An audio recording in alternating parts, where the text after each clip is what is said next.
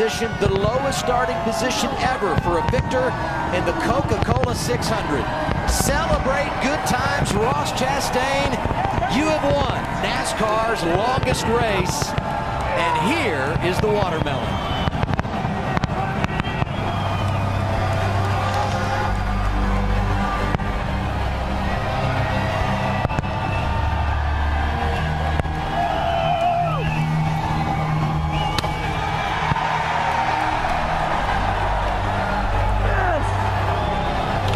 What an improbable win for Ross Chastain and Trackhouse Racing. From worst to first, they somehow get it done.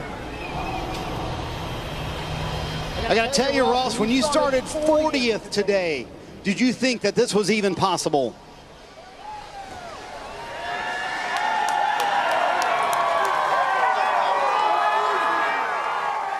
Marty, I'm going to soak this in. You should.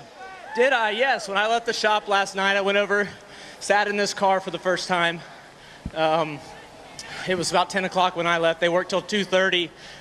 They were back at 5:30 this morning. Most of them drive 30, 45 minutes home.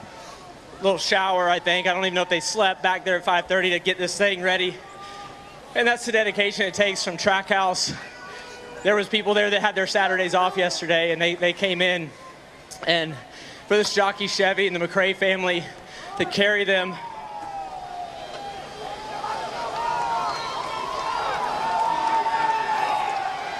Well, you got his picture. He was riding with me, Mr. McRae.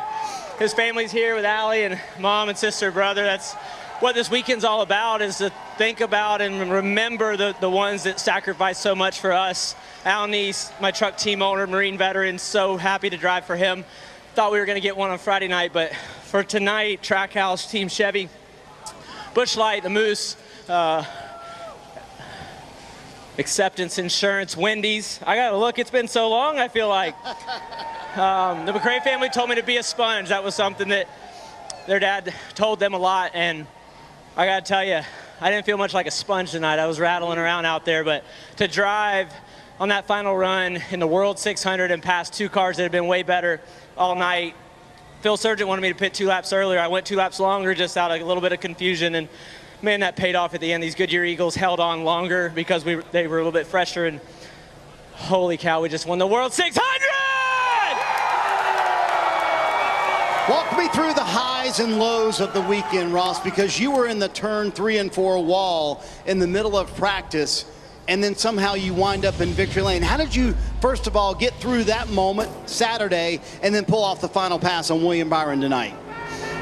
Well, how did I do that? My team built me another car. For about an hour and a half, we thought we were going to fix the primary, and that would have been fine. And then NASCAR said, no, there's something bent too much, so go build another one, and we did. That's how we did that. How we drove through the field tonight was just stayed in it. I didn't get too happy when I was passing cars. I didn't get too sad when we caught that first green flag cycle on the wrong side of it. So with the goal of eating one of these Inzazat and Florida watermelons, this thing's fresh from Florida. It just came up from our family farm this week. Last week, I guess, we came up, and man, for the Florida watermelon industry, that's your watermelons you're getting right now, so you all better go buy a dang watermelon to celebrate. I want to see videos of smashed watermelons. Flood the socials. I want to see it.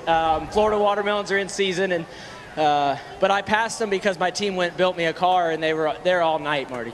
What a statement win for Trackhouse Racing and Ross Chastain. His first ever crown jewel victory. He gets it in the Coca-Cola 600, Trevor. William, almost a perfect weekend here. You won the Xfinity race yesterday, led 283 laps, won 3 stages. Right at the end, though, with 8 laps to go, what was going through your mind as you tried to form an attack and go after that one car there? I was just defending, but it was just, yeah, I mean, he was catching me, and I was trying to just defend, and I was getting a little bit tight. So, and then just the scenario there with kind of the cars we were around, and it was tough. So, yeah, he got a run on me. I was able to get to the bottom and clear me off of 2. So, disappointing, you know, just to lead that many laps, and such a great effort by our whole team. And yeah, I guess just could have anticipated that last run a little better. I ran in dirty air for a long time and heated my tires up.